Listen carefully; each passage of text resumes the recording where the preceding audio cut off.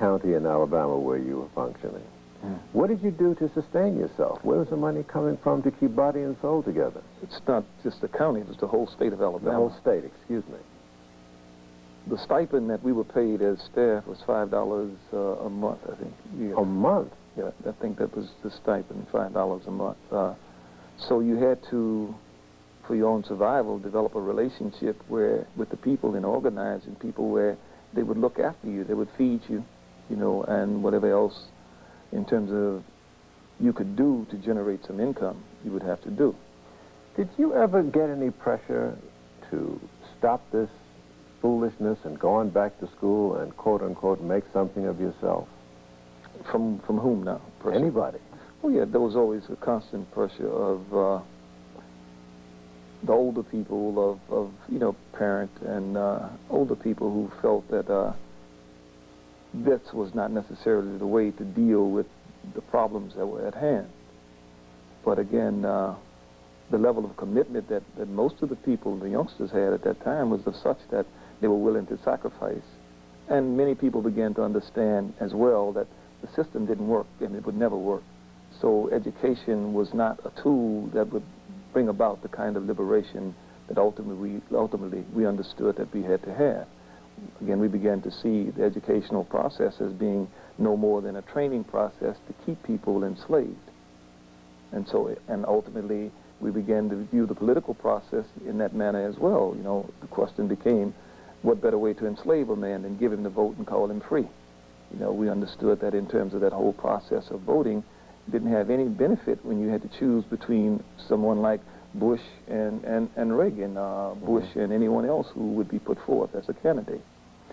And so the thinking among this cadre began to change from one of inclusion into the status quo to other philosophies. And it was born again out of the fact that we began to understand the reality of what struggle was and, you know, what the movement entailed, and that the resistance that we were meeting was not just a resistance, a southern resistance. It was not just in terms of resistance from people who lived down south, but in fact it was a part and parcel of what America was, that this was America, and America as it functioned had a quota which was not allow the majority of African Americans to become a part of that system and to function in a way in which they could get the full benefit from it. But some looking back on those days would say, well, now these were pretty liberal times. John Kennedy was president, and all of the aura that he had at that time, and LBJ followed him, and the Great Society and all of that stuff. You're telling me that the student faction that you were involved in viewed them in another way. I think the influences at that particular time were Hajj Malik, you know, and his whole position, and it was clear. Now, my involvement in Alabama came after the death of Kennedy. I see. But it was clear as to, you know, with Hajj Malik position concerning Kennedy and, you know, the politicians and even the March on Washington, that there was an alternative view that was being developed. There was an alternative perspective that was being developed, you know, as opposed to what we were doing, the kind of things that we were in pursuit of. So again, as we moved toward that position, we began to look at it, we examined it and looked at it, and yeah, even in those early days, you know, it became suspect.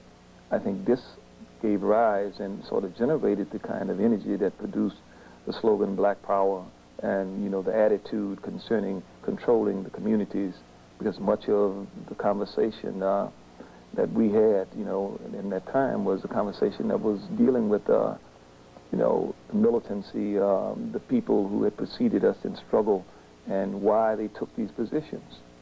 Were you slow in changing your position on tactics, or was this something that you gravitated towards? I guess I would have prefaced that by asking you the impact that Hajj Malik Shabazz had on you, Malcolm X. No, I didn't become a part of SNCC until after, you know, they had moved to a point where, you know, you had the youngsters who were comfortable with arming themselves. I see. Which was not a new thing in the movement, because, you know, even prior to that, the whole conversation of self-defense, you had Robert Williams in Monroe, North Carolina, you know, who was dealing with you. The deacons of defense, you know, so it was not Charlie something new. Sims. Yeah, you had nothing. It was not a new concept in terms of self-defense.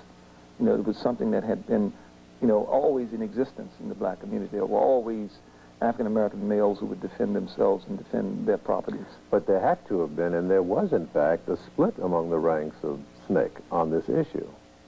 Well, SNCC evolved like any other organization. You know, again, the organizations evolve from one position to another. And in that particular growth process, some people go in one direction, other people go in another direction. Again, but I'm sure as history bears out, the direction that dealt with the militancy of the new emergence of rights in the urban areas, you know, that became the voice of SNCC. Okay. Time for another break, but I do have a few thousand more questions. Mm-hmm. You'll see.